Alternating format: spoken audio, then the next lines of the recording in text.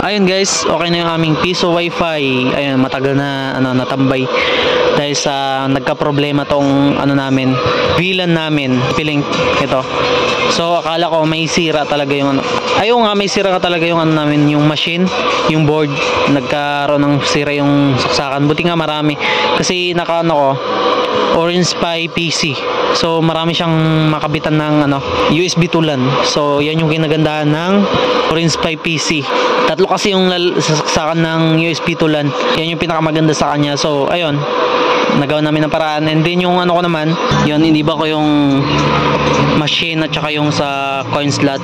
Andun yung coin slot doon sa labas. And then yung machine dito sa loob ng bahay. Ito, ganun yung wire.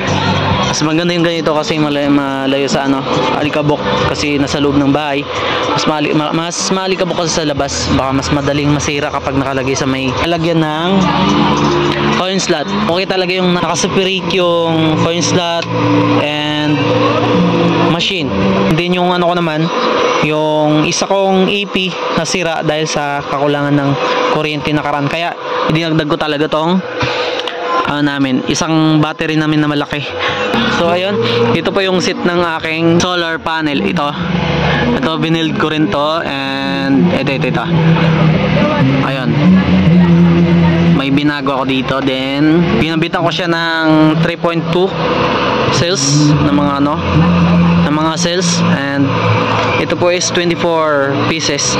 And then yung sa Mino, bawal talaga lagyan ng, magkaiba talaga yung yung D2 big at saka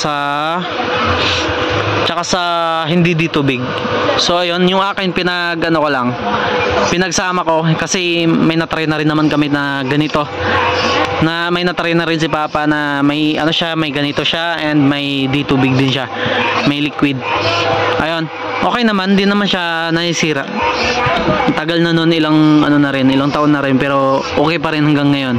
So kaya para sa akin, okay lang. Thank you so much sa panonood. Goodbye.